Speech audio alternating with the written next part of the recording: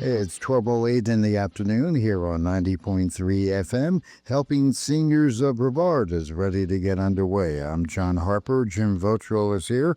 Artica the Wonder Dog, she's here too. But right now, let's introduce the host of today's show, filling in for the vacationing Carrie Fink. Here's Nancy Deardorff. Hi, Nancy. Hi there, John Harper. How are you this morning, or this afternoon, I should say? Doing well, a little chilly, but doing okay. Yeah, it is chilly out. I'm unlike most people. I like it a little on the chilly side, but I don't know about that forecast you gave. That's a little too chilly for evening. For the weekend, it's going to be cold. Yeah, no kidding. Yeah. So everybody, you get me today, Nancy Deardorff with Helping Seniors of Brevard. Carrie is actually on assignment, if we want to call it that. He is on the Helping Seniors of Brevard on a cruise. He's on the Helping. He's vacationing. Yeah, he's on the Helping Seniors of Brevard travel cruise. So if anybody's interested in our future cruises, our next one, this one is into the Caribbean and goes to Puerto Rico. Our next Helping Seniors of Brevard Travel Club cruise goes to Alaska. That happens in June, and that is filling up if it's not already sold out. If you're interested, you can give us a call at Helping Seniors of Brevard, 321-473-7770. I am very excited today to introduce my two guests. I have the two Jennifers, so I'm a Jennifer sandwich. The first is our longtime supporter and friend of Helping Seniors of Brevard, Jennifer Barton with Seniors Helping Seniors. Good morning, or good afternoon. Good afternoon. It's wonderful to be here. Good to see you. You have a wonderful, beautiful leather jacket on. I wish people could see you. I do, and it's really sad because I'm originally from upstate New York, but I've been down here to Florida for 26 years now. So, yeah, I'm cold. Well, you look good. Well, thank you. You look good. And my second guest today is Jennifer Allen with Vitas Hospice. Welcome, Jennifer. Thank you so much for having me. I'm super excited to be here. We're excited to have you. I think this is your first time on Helping Seniors Radio, correct? Yes, it absolutely is. Good. Well, it's so wonderful to have you both here. So let's get into it. I thought the natural order of things in my head anyway was to start off with talking with Jennifer Barton about seniors helping seniors. And then move over into Jennifer Allen and talking about Vitas Hospice. And I understand you have some exciting news for us, so keep listening for that exciting news. So Jennifer Barton, let's start off with you. Tell us a little bit about helping seniors, excuse me. I just did what I was going to talk about. We do that all the time. Yes, we do it. People get us mixed up because we're Helping Seniors of Brevard. They're Seniors Helping Seniors, two different lines of business and what we do. But tell us about Seniors Helping Seniors, how long you've been serving here in Brevard County, and tell us a little bit about you and what inspired you to start up Seniors Helping Seniors here in Brevard.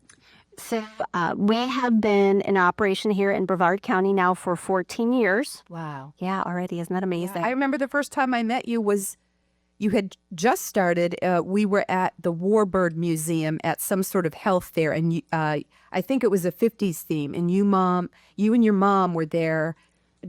Pops. Oh, it was so cute. It was adorable. That's the first time I met you in person. We won the costume contest and we won the dance contest because Mom and I do very, very good jitterbug together. Yes. Yes, I remember that. It's hard to believe it's been 14 years. Yeah. It's been 14 wonderful years. So at Seniors Helping Seniors, we really do hire seniors to go out and help seniors. We are licensed by the state of Florida to do homemaker companion services. So that means we drive people to and from doctor's appointments, to the grocery store, out socially. We can make meals, clean up afterwards, give a medication reminder. All of the little kind of everyday, day-to-day things that seniors need to be able to stay at home and independent. We don't do any hands-on care, so we're not allowed to put the medicines into the medicine box. We're not allowed to help people in the shower, but we can do everything else that is really helpful, especially when seniors are just starting to need a little bit of help. Sure. We can bring in another senior, someone who's a little closer in age, a good compatible fit, to come in and help them out. I mean, we've, like I said, been doing it for 14 years now, and we're still absolutely enjoying it. Well, and I used your service for a family member of mine, my sister, some years ago. I think it was 2019 through 2021 or the beginning of 21. And I just loved it. It was perfect for me because the caregiver that you sent, first of all, my sister and I both fell in love with her. She was just about the best thing ever. And her name was Carolyn. And my sister was a little bit resistant to having a stranger in her house. And my sister had trouble with her sight. She slowly went blind over time. So she had a cognitive deficit, which progressed over time. So she could not be left alone. And your service saved me, Jennifer. It allowed me to go to work and earn a living because me and my husband are a two-income household. It allowed me to do that and know that my sister was safe in her own home being taken care of. And in fact, my sister was so resistant to having someone in. I would say, okay, tomorrow the agency's coming in, and she'd say, oh, no, and then eventually that morphed into, so she'd say, what's happening tomorrow? Tomorrow I have to go to work, Janice, so Carolyn's coming. And she would say, yay! That's how we hope. And she actually didn't like it when it came the weekend. It was me. What's happening tomorrow? What's Saturday? You have me. Oh, Carolyn's not coming. I'm like, but that's the reaction we want. Exactly. That's what we really hope for. We really do try to match people so that it's a comfortable fit. So what I call back and say, how did it go? Especially the first couple of times we check in. And if I hear, oh, it was okay, that's not what I want to hear. I want to hear, oh my gosh, we loved her. It's a great fit. We're having a lot of fun together. That's really what we hope for. And as long as it's a good fit, we keep that person the same every time. And Carolyn is still working for us. Oh, she was such a blessing. And your seniors, helping seniors was such a blessing. And, it allowed my sister to stay in the comfort of her own home. And I can't say enough about Carolyn. So thank you for the good work that you do. And thank you. The other thing I wanted to point out was that Carolyn was the same age as my sister. So they had a lot of talks about music from the 50s. They really related to each other. And even though my sister and I were 18 years apart, so even though we loved each other and we didn't really grow up together, but we have the same sort of family history, there was that generation gap that I couldn't relate to that Carolyn could. Absolutely. And every once in a blue moon, we've had it where our caregiver, believe it or not, was older than the client that we were serving, which you think would be a little bit awkward or maybe odd, but it worked out beautifully. We had a lovely lady that took care of a gentleman. It was actually a friend of mine's dad. And he had a huge parrot that was never in a cage. So we knew we needed someone to come in that was okay with that. And so thankfully, one of our caregivers had raised parrots her whole life. So she said, oh, it's no problem if he's sitting on his shoulder the whole time. Doesn't matter to me. I can clean up after Bird. I can take care of that. But she was a couple of years older than he was. Right. So when he would refuse to take his medicine, she'd say, now listen to your elders. And he'd laugh. That's funny. He'd give her a hard time, but then he would go take his medicine. So it worked out. Well, and I imagine for your caregivers, it is not a way, and Carolyn used to tell me, I don't do this for the money. I do it because I love to do it. And then she just happens to make some money along the way. But I imagine for seniors looking to have purpose, get back into the workforce, I imagine it gives them a sense of purpose. It really does. And we've had caregivers that came on and were cared for their own families, but had never done this in a professional capacity before, but really had that great personal background within it. And were a little nervous, when they started out. But the more and more they got into it, they realized that one of the caregivers told me, she said, I feel a little guilty because I feel like I'm getting just as much out of it. Oh, and, I'm getting as much as I'm giving, that's wonderful. Perfect. That's wonderful. So for our listeners, can you explain the differences in home care? I get this a lot, even on our senior information line. People will say, I need an in-home caregiver, and I will often ask a series of questions. But for our listeners, it depends on what their needs are, depending on what kind of home health they need.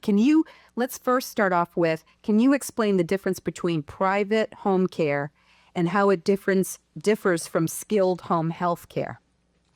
So for us, our licensing, like I said, is the homemaker companion. So we are on the ladder of care. We're kind of the first rung. Okay. We don't do any of the medical, any of the hands-on, like I said. The next rung up, you would be hiring a company that has CNAs, still private pay, that would be coming in and can do the hands-on care, who can do the help with dressing, with bathing. So they can do, more than we're allowed. So a lot of times we are talking to families, okay, here's what we can do. And if their loved one needs that hands-on care, here's some companies we recommend that can do that level of care for you. But a lot of times we're also, way back when we first started needing care for great grandma, and there was nobody else to kind of take on that role. I didn't realize that Medicare didn't cover any of this. Yeah. The ongoing care and, what do we do now? Because Medicare does provide skilled care, physical therapy, occupational therapy. They'll send a CNA in, but that's on a temporary basis after a hospital stay or after an accident, something's happened where medically it's necessary. The doctor can write a script and they'll come in, and it's super helpful. I'm a big advocate for OT, PT, getting our seniors strengthened. But it is a temporary help, but that ongoing in-home care is typically private duty. It's a private pay. So you're looking at either paying out of pocket, maybe some VA benefits. There is a Medicaid program that people can apply for to get those long-term care services too. But it is something that we're educating families on a lot because of what we do in the nature of our services. A lot of times we are the first ones in, so we're having those conversations of, this is how the whole thing works, and here's how we can fit in to help. Right. And that sort of fits in with my next question was, can you provide services through Seniors Helping Seniors in conjunction with the Skilled Home Health Agency? Yes. And I will advise families too. It really depends on your loved one's needs. Sometimes I'll tell them, wait until they're starting to pull services out and then have us come in, because they're going to have so many people coming in and out. There's a OT, there's a PT, the CNA's coming in, a nurse, maybe the social worker. So if they've never had help before and there's all of these people coming in and out of the door, they might not want to see us right now. And we understand that. That's okay. When they're starting to get ready to discharge, then we can come in and be helpful. Sometimes we are there, right in conjunction, because we do things that they don't do. Right. Exactly. So we'll help with the follow-up doctor's appointments, taking them to and from the doctor's appointments, making sure the fridge is cleaned out when they get home, making sure it's stocked with good meals. So we can help in that capacity. So we can be in conjunction with, but I'm always mindful too of, if they're totally overwhelmed with all of these people coming in and out, then maybe it's best to wait until they're pulling out and then we can start. Right. It just depends on the circumstances. Exactly. For my family, I know I had Seniors Helping Seniors along with Skilled for a period of time because they might need in-home professional skilled physical therapy, occupational therapy. And that took place while I was at work and I could not leave my sister alone. So the caregiver from Seniors Helping Seniors was there to receive those folks and keep an eye on my sister. Absolutely. And I love it when they get their exercises. Yes. Here's the exercises that you're supposed to do afterwards. And so we'll take that list and say, okay, we're going to do it together because it's good for us too. Right, right. So can you describe the ideal person out there, the ideal client that is a good match for Seniors Helping Seniors homemaking and companion services? So generally speaking, because we service a wide range of people. Our youngest is only a couple of years older than I am, all the way up to we've taken care of a 105-year-old. Wow. So the ages range, huge, and the people's what they need help with ranges as well, or why we're there. So we do take care of a lot of people on memory journeys. Yeah. So we can help as little as 2 hours, but we can help as much as 24/7. So we can start when someone's just beginning that journey and maybe no longer driving, all the way up to 24-hour supervision. I love the way you put that, memory journey. Yes. I like the way you put that. It's so much gentler than saying someone's got dementia. Yes, and we never know what that Right. dementia is, and what the cause is. Hopefully we do. I just got back from Tallahassee, so Yes. Yes. advocating for dementia research is the big hot button. Earlier it asked me why we got into this. My aunt was 49 when she was diagnosed. Oh, wow. Showed symptoms at 47. Oh, that's so young. yeah, that's always stuck with me. So that's something that has been, within the family and the things that we've had to deal with. So it was one of the big pushes of why we started Seniors Helping Seniors. Well, and you kind of answered a question for me. You're called Seniors Helping Seniors. Do you have to be, is there an age limit if somebody wants to call you and they're on the younger side and they don't consider themselves a senior? Can you still provide services to those folks? Yes, and I'll throw myself under the bus. I don't consider myself a senior. I don't consider you a senior either. That age keeps going up as I go up. Yeah. But we go with AARP. We figure they're big enough to make that ruling. So we hire 50 and over. Okay. So yeah, I'm over that. That's so what you hire. But what if there's a potential client out there that says, I'm 47 years old? It depends on the situation. Okay. If I feel like we can justify, if we can do a really good job for them, Yeah. yes. If we can make a good match, and I can feel like we can do them justice, absolutely. But if they're younger, and they're going to feel like, oh, my grandparents coming in and taking Yeah. care of me, or it's just we don't feel like we can provide a good fit, we're going to recommend a company that maybe has a younger person that would be a better personality for them. Okay, that makes sense. And who pays for? I know that your services are private pay. Medicare doesn't cover it. But what are the payer sources for a service like you provide through Seniors Helping Seniors? Typically, it's the senile themselves. Okay. Sometimes it's their children paying for the services. We do take some long-term care policies if someone has that policy, and it depends on how the policy is written. Right. So you have to make sure of what kind of triggers the policy of whether or not our licensing level will be able to take that policy. My background is in insurance. I was in insurance for a number of years with Mom. Yeah, I'm a teacher. Good at reading the policies. Yeah, I had a couple of lives. My first 10 years was insurance because I did not know. Yeah. Yep. I worked with Mom for the first 10 years, then went back to my first love, which was teaching, exceptional education. And then now in senior care for now senior care is the longest I've ever. Yeah.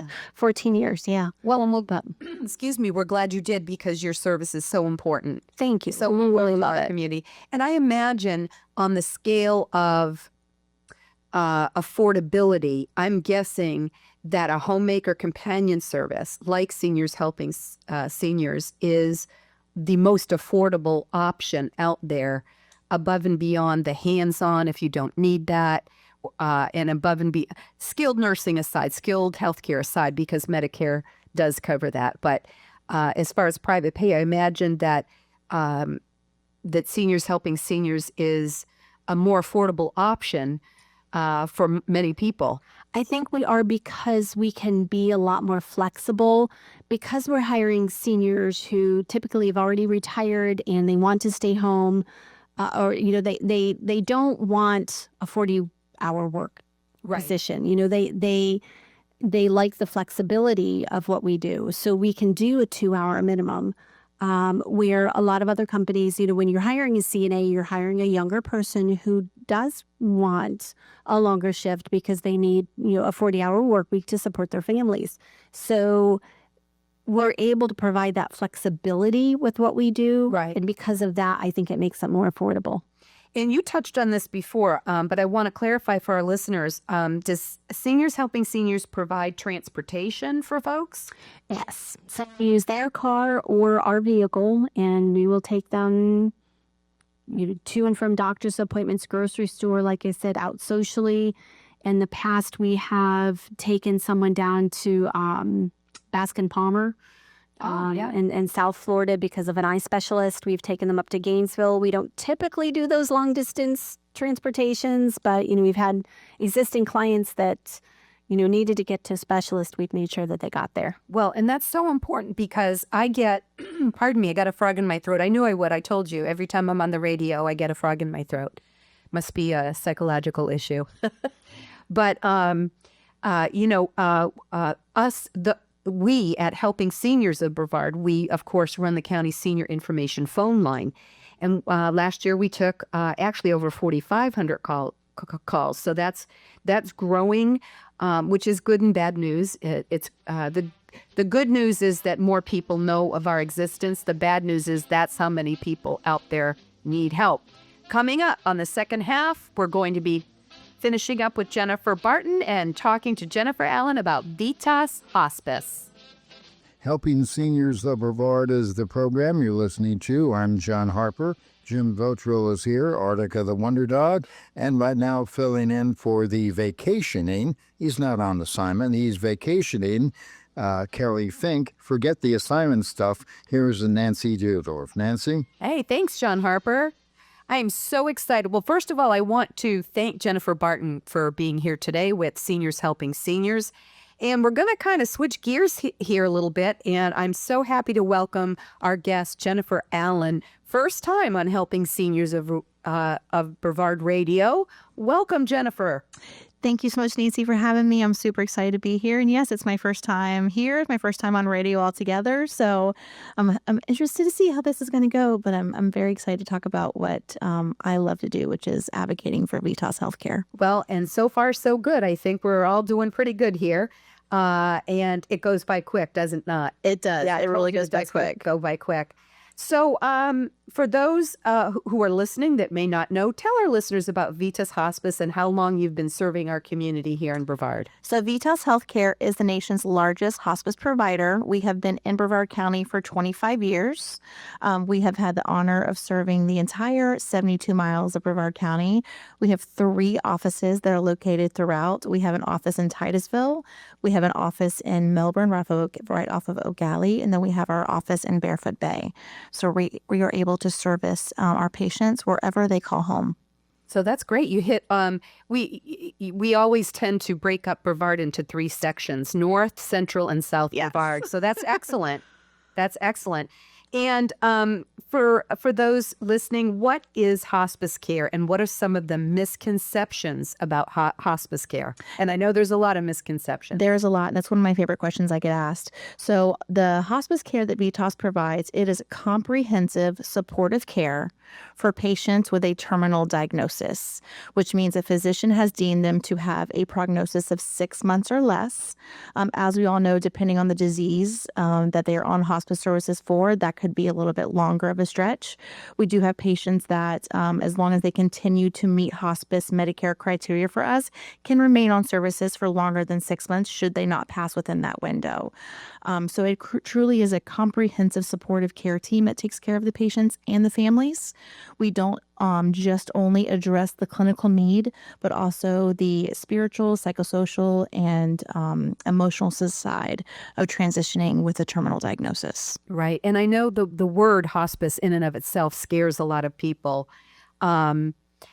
Before we get into that, because I know that's a major deterrent for some people. Yes, the scary H word. The H word, they don't understand what it's for. They think it means death is like imminent. But before we get into that, coming off of talking to Jennifer Barton about Seniors Helping Seniors, can a person that is on hospice care with Vitas also have private home care, such as Seniors Helping Seniors, in at the same time? Absolutely. We work in conjunction with private duty home care. Okay. The way hospice is paid for, it's covered 100% by Medicare Part A. So you're not able to do skilled home care and hospice at the same time because they are paid for by the exact same way. Right. However, with private duty, with our patients and families who need that extra guidance, need that extra layer of hands-on care, we absolutely do partner with private duty home cares for that. Right. And thank you. You answered a bunch of my questions just with that. So, for, as I was saying before, excuse me, for our listeners who are afraid of hospice, thinking it means the very end of life, meaning death is imminent, like I'm dying tomorrow, can you alleviate the fear of hospice that some may have and explain hospice a little bit more? Absolutely. So at Vitas Healthcare, we are different in regards to everything that we provide for our patients. When I say it's comprehensive care, what I mean is you have an entire interdisciplinary care team that covers your care, from a team physician to a nurse, a home health care aide or CNA, as team social worker, and as well as a chaplain. So typically what hospice care looks like for those patients that qualify for our services is they receive a nurse who will see them once a week, usually once every 7 days. They can receive an HHA that, depending on the patient. What is, for our listeners, what is an HHA? Oh, a home health care aide. Okay. So this is somebody that will help them bathe, can help feed them, can help dress them, do the hands-on care that Seniors Helping Seniors isn't able to provide. Okay. And with that, that can be done depending on the patient's care needs. So we meet the patients and families where they're at. So not each care plan is exactly the same. We don't have cookie cutter care plans for our patients and families. We meet them where their needs are. So that HHA could be in the home anywhere from 2 to 5 days a week, depending on the need of the patient and the need of the family. Typically, our social workers and chaplains will see our patients once a month unless that need needs to be adjusted, which, as we do, our care plans are fluid, so we are able to adjust accordingly. And then our team physician does help to oversee the care. One of the biggest misconceptions that we hear in regards to hospice care is, are our patients and families allowed to keep their attending primary care provider? Right. Absolutely. We actually encourage that at Vitas, because those primary care providers know their patients inside and out. A lot of them have been with them for years and years, and they bridge that trust. And not only do they want to care for them, during their little illnesses and sicknesses, but in health, but also during that terminal phase of their life. So we want to make sure that those primary care providers are part of that integrative approach when we come to caring for our patients and families. So at Vitas, the patients and families can decide, do they want to keep their primary care provider? They absolutely have the ability to do so. Another big misconception, that I hear in regards to hospice a lot is, well, hospice is going to come in and you're going to take me off of all my medications. Well, you know what? You're just answering the questions left and right, because I was going to ask you that. So address that, and what other treatments and medications that someone under hospice care can and cannot have. So under Vitas Healthcare, we cover all medications that are directly correlated to that terminal diagnosis. And all of that is covered through Medicare Part A, so there's no additional cost to the families for that. At Vitas Healthcare, we also cover physical therapy, occupational therapy, and speech therapy. Just because you're on hospice services does not mean we don't want to keep you as functional for as long as possible. Right. If it is in benefit of the patient's care and comfort, Vitas is going to provide that for you. So typically, it's not intensive physical therapy you're going to receive. It's not, like skilled therapy in regards to like a home health care, in that type of skilled setting. Typically, the physical therapy that we provide is we do an evaluation, and we do anywhere from 3 to 4 treatments, depending on how the patient tolerates the therapy. Right. If the patient does tolerate the therapy and is able to progress, we will authorize for additional sessions to be done on a case-by-case basis. And a lot of times we see families and patients that, are transitioning from one care setting to the other that need that physical therapy or occupational therapy to help them transition back into either their home setting or to an ALF setting under hospice care. So that's something that we were able to provide. So, so the physical therapist, occupational therapist can go in and teach the patient and maybe even the family about safe transfers from bed to a chair. Wheelchair transfers, safety with walkers, fall prevention, things like that. And for the bedbound residents that have some bed mobility, can PT go in under hospice and teach them bed mobility, how to turn and reposition? Absolutely. and more comfortably? Yes, absolutely. And a lot of times that it does also fall under like pain control. So for physical therapy, occupational therapy, for patients who might, have some pain in regards to not being able to be as mobile as they were before, that does help in regards to that as well. Right. And you touched on the medications that are directly related to the terminal diagnosis being covered by hospice. What are some of the other benefits that not only, because not a lot of people know this, there are benefits that the patient and the family get through hospice that they don't get anywhere else. Can you talk about those different benefits? Absolutely. So some of the benefits that patients receive under hospice care really touches on the psychosocial support as well. As we know here in Brevard County, mental health counseling, grief counseling, bereavement counseling, it is very difficult to get in to see these therapists. Hospice does provide that for the families. So they make sure they educate the families on their terminal illness. They educate them on the disease progression, what to expect, what's normal, what's not normal. So the patients and families are being, handheld through this progression. So when it gets to the end of life, their fears are alleviated, their anxiety is alleviated. They understand what that process looks like. And so it doesn't turn into a crisis medical moment, but more a life event. And that is really the most beautiful picture that hospice does in regards to the support. Death and dying does not have to be a medical crisis. Right. We all are born. We are all going to die. It can be a very calm, not full of fear, very, just smooth transition, peaceful transition. Process, yes. And we offer, that dignity, that honor for our patients and families. The more that they are aware of what to look for and what to expect, the less fear that they have. And that's truly what our teams, their sole purpose of, is to make sure that our patients and families understand at the end of life and that the patient is left in comfort and dignity, out of pain, and in the care setting that they would like to pass away in. Right. And, in my career as a nurse, I spent a lot of time in skilled home health care. And I did come across people who would be considered terminally ill, right, or had terminal diagnoses that were so resistant to hospice. And then what I would see, and we would always educate them on hospice to try to get them, if we felt as a home healthcare agency that it was time. And more often than not, and I'm wondering if you still see this or if it's getting better, people will try to enter hospice within the last 1 or 2 days. Yes. I've even seen people admitted to hospice the day they pass away. And that's really defeating to me, right? Correct me if I'm wrong. It's defeating the whole purpose of hospice. The beautiful part about that is, yes, 9 times out of 10, our patients and families, the first thing we hear is, we wish we would have joined sooner. We wish we would have enrolled into hospice services sooner. The average length of stay for a hospice patient nationwide is 7 days. Wow, that's short. It is.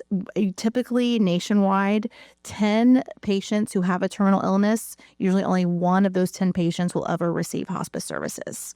And that really just, it just shows how underutilized hospice is.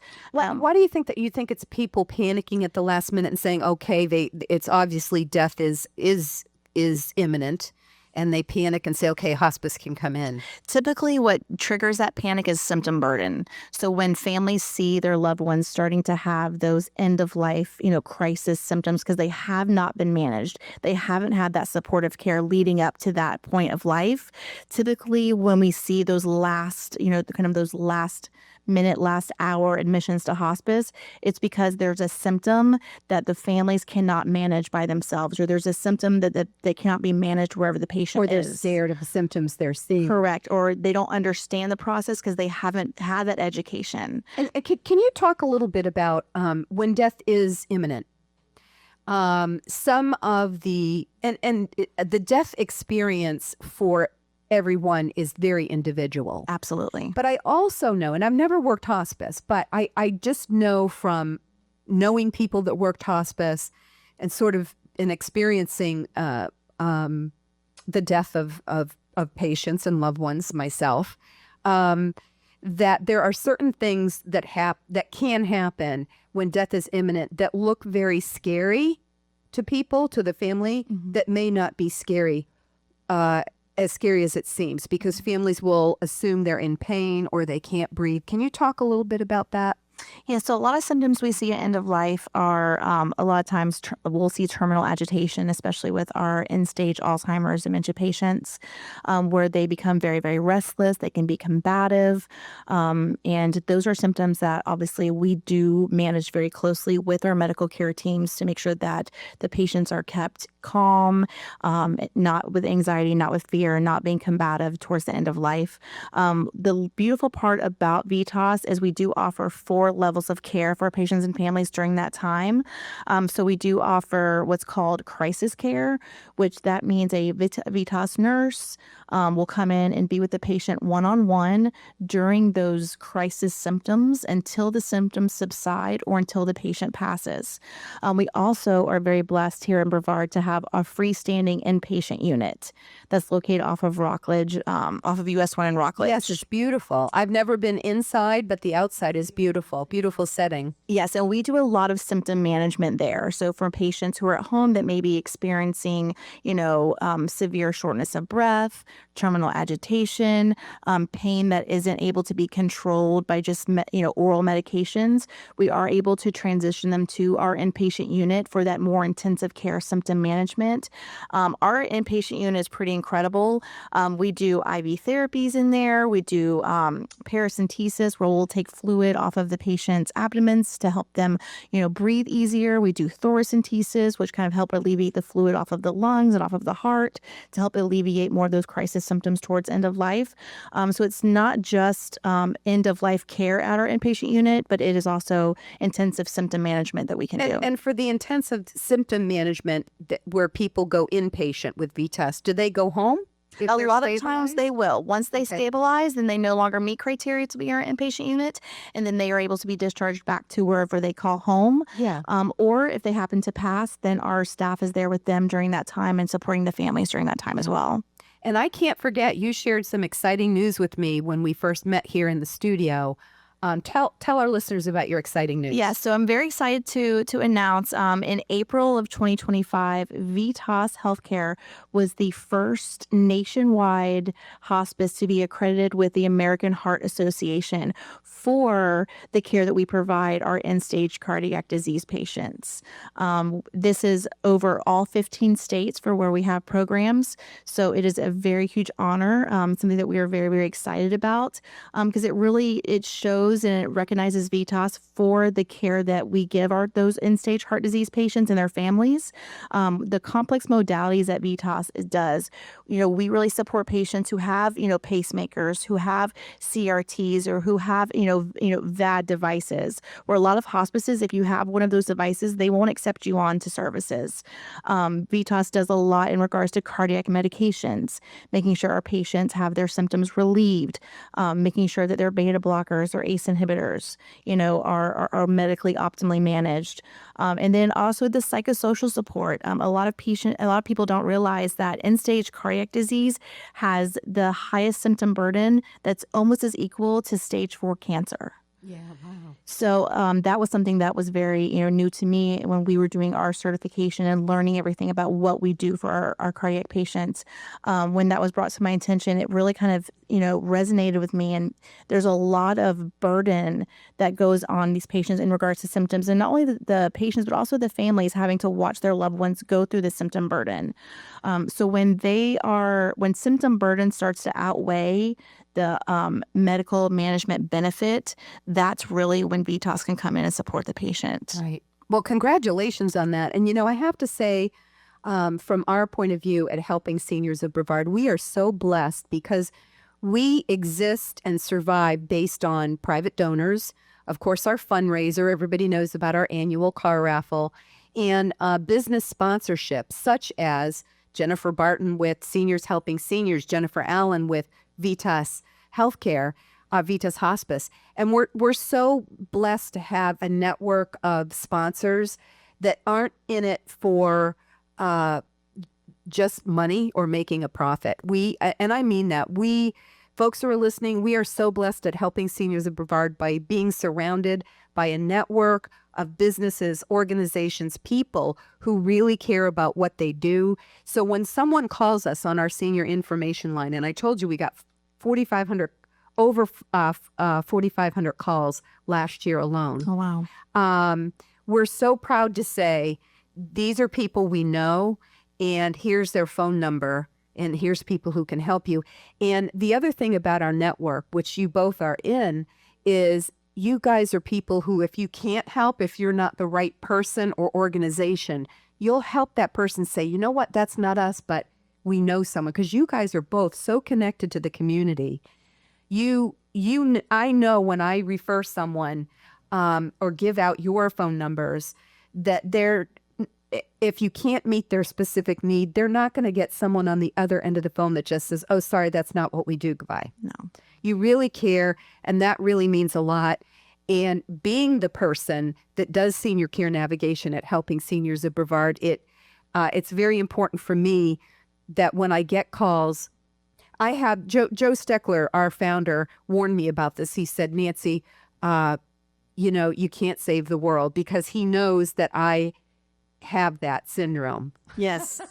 I want to help everyone, and I want to resolve every issue completely. And I've learned over the years that's not possible. So what I try to do is I tell myself when I lay my head on the pillow at night, I try to tell myself, hopefully that person is a little better off, a little better educated, a little bit more pointed in the right direction for having talked to us than before they talked to us. Knowing full well I can't solve every problem. But when I do lay my head on the pillow at night, it's so nice to know that when I give the name and phone number for Vitas or Seniors Helping Seniors, I feel good. I feel really good. I'm like, they're in good hands, even if you can't be the person that helps them, but oftentimes you are, because I know what you do. And that's just so important. So thank you both, Vitas, Seniors Helping Seniors, for your long time. Jennifer, I think you've been a sponsor for almost since the beginning. I can't thank you and your companies and what you do enough, because truly we would not exist if it wasn't for your support. And all of the services that we provide, which is primarily information, education, advocacy, resources, and connection for people, everything that we provide to the seniors is free, but it does cost money, even to run a nonprofit. And I just want to thank you so much. Ladies and gentlemen, our guests today, thank you so much. Jennifer Barton with Seniors Helping Seniors, Jennifer Allen with Vitas Hospice. Thank you so much for being here. Thank you so much.